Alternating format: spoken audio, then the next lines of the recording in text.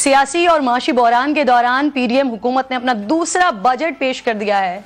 Grade 1 से 16 के सरकारी मुलाजमीन के लिए तनख्वाह में 35%, ग्रेड 17 से 22 के सरकारी मुलाजमीन उनकी तनख्वाह में 30% इजाफा किया गया है। सरकारी मुलाजमीन की कम अज़ कम पेंशन 12,000 होगी। EOBI की पेंशन 8,500 से बढ़ाकर 10,000 कर दी गई और विफाकी हुदूद में कम से कम उजरत 32,000 रुपए की जा रही है। सूबे नाज़रीन इस हवाले से अपना फैसला ऑब्वियसली खुद करेंगे। पेंशन के मुस्तकबिल के अखराजात की जिम्मेदारी पूरी करने के लिए पेंशन फंड का क़याम किया जाएगा। सहाफ़ियों और फनकारों के लिए हेल्थ इंश्योरेंस कार्ड का इजरा करने का भी ऐलान हुआ है। बजट में नाज़रीन आम इंतखाबात के लिए 48 अरब रुपए मुख्तस किए गए हैं। मुल्क के दिफा के लिए बजट 15 खरब से बढ़ाकर 18 खरब कर दिया गया है। तरक्याती मंसूबों के लिए 11 खरब 50 अरब रुपए की तारीखी रकम मुख्तस की गई है। सरकारी मुलाजमीन की तनख्वाहों में इजाफा तो हो गया है, निजी मुलाजमीन का क्या होगा, ये ऑब्वियसली $1 मिलियन क्वेश्चन है। इस बजट को देखकर अब अवाम क्या कहते हैं, अवाम क्या सोच रहे हैं, क्या उनको लग रहा है कि ये बदतरीन महंगाई की जिम्मेदारी किसकी है? जरा अवाम की राय सुनिए पहले। गुजारा हो ही नहीं सकता। सरकारी जो गवर्नमेंट का मुलाजिम है उसके लिए की है, जो आम पब्लिक है वो क्या करेगी? पिछली वाली हुकूमत इससे लाख बेहतर थी, इन्होंने तो हमारी कमर तोड़ दी है। हर 5 साल के बाद बोलता है उसकी गलती है, बोलता है उसकी गलती है। भाई हमारी क्या गलती है, हमें बताए ना हमारी क्या गलती है। हमें परेशान करके रखो, खत्म कर दिया जाए। इससे अच्छा तो अंग्रेजों को हैंड ओवर कर दिया जाए मुल्क। कम से कम जिंदगी इज्जत की जिंदगी, ये कश्मीर बना हुआ है बिल्कुल। रिलीफ तो कभी मिला ही नहीं है आवाम को, तो इस हुकूमत क्या रिलीफ देगी आवाम? बहुत मुश्किल है ये महंगाई कम हो। इलेक्शन का साल है, ना पैसा इलेक्शन में लगाने को जाए किसी गरीबों के ऊपर लगा दिया जाए, मेरे ख्याल से जो है ना वो बहुत बेहतर रहेगा। ये सब चोर हैं, एक से लेके एंड तक जितने भी हैं सब चोर हैं। आवाम को कुछ भी नहीं मिलना। आवाम जब ये सब आए अपनी नजर को खोल के रखें। अवाम को ये नंबर का गोरख धंधा समझ नहीं आता है। अवाम ये देखती है कि उनके फायदे में क्या है, उनको महंगाई में कमी मिल रही है या नहीं मिल रही है, लेकिन इस बजट में ऐसा तो कुछ नजर नहीं आ रहा। और हुकूमत की आंखें खोलने के लिए ऑब्वियसली ये जो अवामी राय आप लोगों को सुनवाई है यही काफी है। आज वजीर खजाना ने अगले माली साल के टारगेट्स भी बताए हैं। 2 माह की हुकूमत ने बड़े बड़े टारगेट सेट किए हैं। टैक्स वसूली का हदफ जो है वो 92 खरब रखा गया है, जो आधे से ज्यादा कर्ज और सूद की अदायगी में चला जाएगा। GDP का हदफ 3.5% रखा गया है। महंगाई को कम करके 21% पर लाने का हदफ है। बरामदात का हदफ $30 अरब, जबकि तरसीलात ज़र का हदफ $30 अरब रखा गया है। क्या ये टारगेट्स हुकूमत कर सकेगी? ये भी एक बहुत बड़ा सवाल है, क्योंकि गुज़िश्ता साल जो हदफ इस हुकूमत ने रखे थे उसके हुसूल में कितनी कामयाबी हुई है, ये जब इकोनॉमिक सर्वे आया वो बता रहा है। पीडीएम हुकूमत माशी मैदान में अब तक अपना कोई भी हदफ पूरा नहीं कर सकी है। हुकूमत GDP का हदफ हासिल करने में नाकाम हुई है, महंगाई कम करने में फेल हुई है, बरामदात बढ़ाने में फेल हुई है, डॉलर काबू करने में फेल हुई है, तरक्की का हदफ हासिल करने में फेल हुई, टैक्स कलेक्शन का हदफ हासिल करने में फेल हुई है, रेमिटेंस बढ़ाने में फेल। गो ये हुकूमत की कारकर्दगी रिपोर्ट लाल है, पूरी की पूरी लाल है।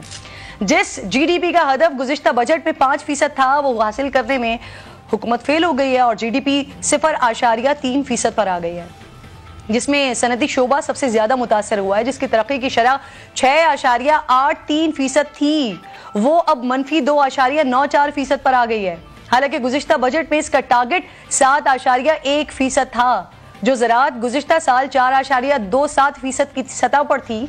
अब इसकी ग्रोथ महज 1.55% तक सुकड़ गई है।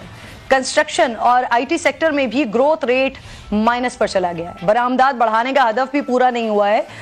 वजीर खजाना के एक्सपोर्ट 35 अरब डॉलर तक पहुंचाने के दावे वो भी पूरे नहीं हुए हैं।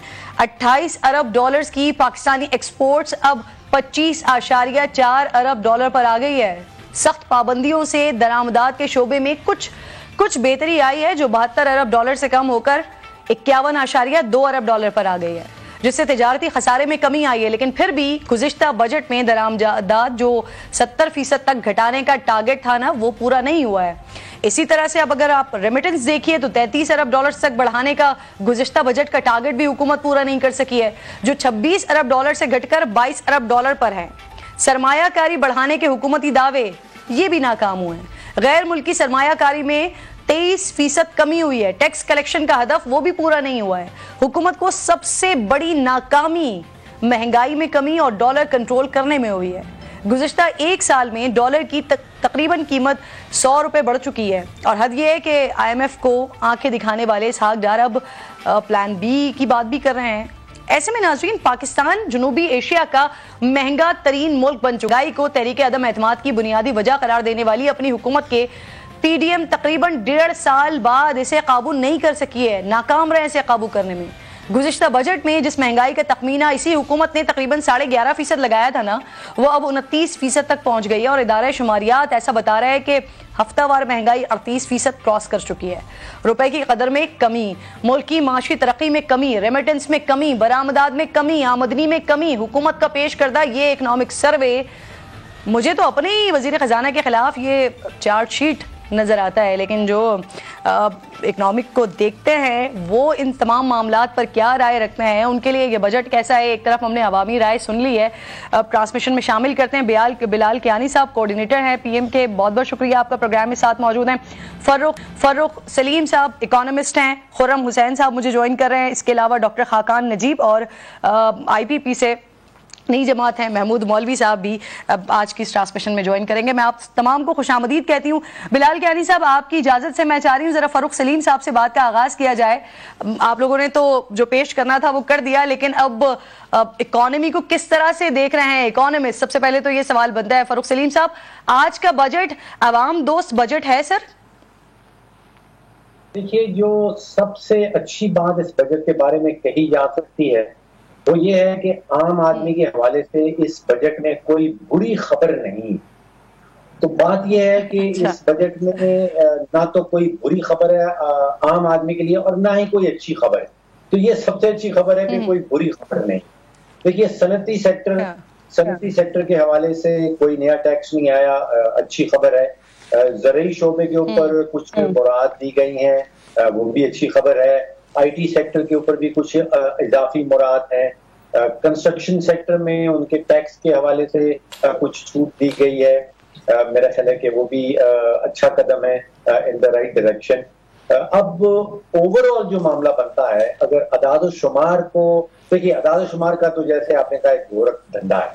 इसमें जो दो चीजें हैं जो मैं समझ नहीं पाया हूं, जो हमारे वजीर खजाना साहब ने खुद कही है, आपके सामने रखता हूं। सिर्फ दो चीजें। पहला जुमला वजीर खजाना साहब ने कहा कि सूबों को बांटने के बाद विफाक के पास 6,887 अरब रुपए बचेंगे। ये मेरा जुमला नहीं है, ये वजीर खजाना ने आज बजट स्पीच है। तो विफाक के पास बच रहे हैं 6,887 अरब। और थोड़ी देर के बाद उन्होंने बताया कि जो विफाक ने सूद की मद में अदायगी करनी है वो 7,300 अरब है। तो इसका मतलब ये हुआ कि सूबों को बांटने के बाद विफाक के पास जो पैसा बचेगा वो तकरीबन सारा का सारा सूद में चला जाएगा। अब जेब हो जाती है विफाक की खाली, और खाली जेब में से अभी जो वजीर खजाना साहब ने हमें बताया जो इखराजात करने हैं, ये खाली जेब से इखराजात करने हैं। उन्होंने कहा कि 761 अरब रुपए की पेंशन देनी है। जेब खाली है, याद रखिए। जो तरक्याती बजट है वो 1150 का है। जो running of the civil government कहलाता है, सिविल गवर्नमेंट के लिए वो 714 अरब है। जो BISP Benazir income support fund है 450 अरब। जेब खाली है, याद रखिए, जेब खाली है। ये सारे खर्चे अभी खाली जेब से निकालने। जो सब्सिडीज हैं वो वजीर खजाना साहब ने बताया कि 1074 अरब है। जो ग्रांट्स हैं वो 1464 अरब। तो खाली जेब से ये सारा काम निकालना है। तो ये किसी सर के ये जो हदफ रखे गए हैं, एक तरफ खाली जेब है और पेंशन्स भी और दीगर चीजें भी इतने उसके हदफ रख दिए गए हैं। तो ये जो बाकी चीजों के हदफ रखे गए हैं ये प्रैक्टिकल भी है वैसे? जी, सवाल मुझसे? जी फरूख साहब आपसे पूछ रही हूँ। नहीं, जाहिर बात है फिर हुकूमत जो है वो बजट का खसारा करेगी। और जैसे ही बजट का खसारे का नाम आता है तो आप सोच लीजिए कि अगले माली साल के पहले दिन हुकूमत ने 7,000 अरब रुपए का कर्जा लेना है। अब वो भागेगी बैंकों के पास कर्जा लेने के। जब वो बैंकों के पास जाएगी तो आप सोचिए कि वो आपका जो शरह सूद है वो आसमान से बातें करने लगेगी। जब शरह सूद आसमान से बातें करने लगेगी, जो प्राइवेट सेक्टर है उसके लिए कोई पैसा नहीं बचेगा, वो एक्सपेंड नहीं कर पाएगा। वो एक्सपेंड नहीं कर पाएगा तो अब सोचिए नौकरियां गायब हो जाएंगी, नौकरियां नहीं मिलेंगी। ठीक, पहले जो है उसने 7,000 अरब का बजट का खसारा पूरा करना है। हुकूमत नोट छापेगी, नोट छाप तो फिर रुपए की वैल्यू बढ़ जाएगी। बिल्कुल ठीक। फारूक साहब, मैं दोबारा आपकी तरफ आती हूँ। मैं चाह रही हूँ जरा आप ट्रांसमिशन को ना एक अवामी अंदाज में लेके चलें, ताकि आवाम को तो समझ आए कि जो आज असेंबली में बजट पेश किया गया है, जो हर साल बजट पेश किया जाता है, इससे आवाम को फायदा क्या होता है और नुकसान क्या होता है। बिलाल साहब, सर अस्सलाम वालेकुम। पहले तो ये कहिए कि ये जो पेंशन के हवाले से और जो सरकारी मुलाजमीन के हवाले से मराहत रख दी गई हैं या सैलरीज को इंक्रीज किया गया है, तो इसको देखकर ये कहा जा रहा है कि आम तासुर ये मिल रहा है क्योंकि अब महीने के बाद गवर्नमेंट का टेन्योर पूरा हो रहा है, इलेक्शन की तरफ आप लोगों ने जाना है, तो ये इलेक्शन बजट है और इलेक्शन के बजट के साथ साथ फिर इसको IMF का बजट भी कहा जा रहा है कि IMF से मशरूत है। तो क्या सर IMF से पहले नंबर शेयर किए गए, आदादो शुमार शेयर किए गए, उनकी मंजूरी के साथ फिर ये बजट पेश किया गया है? एम आई राइट? जी, बिस्मिल्लाहिर्रहमानिर्रहीम। आपके 2-3 सवालात हैं जी। तो मैं पहले तो इस बात से आगाज़ करूँगा कि ये हरगिज़ भी इलेक्शन ईयर बजट या जिस तरीके से उसको कहा जाता है या जिस पैराए में इस तरह मेंशन किया जाता है वो नहीं है।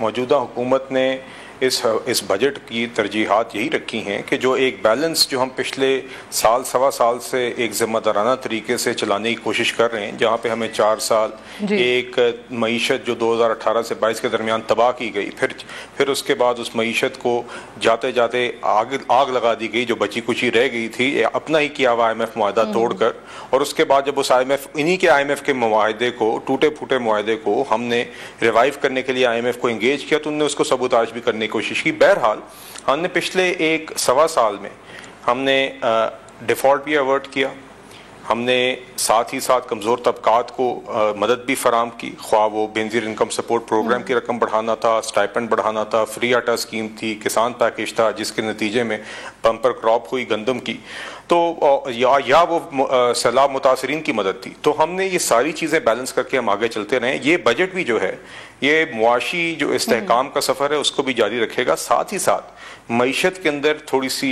अब हमने ग्रोथ भी इंजेक्ट करनी है, हमने रोज़गार फिर से बढ़ानी है, हमने साथ ही साथ जो छोटे कारोबार हैं, जो ज़राअत का शुबा है उसको मज़ीद मदद देनी है।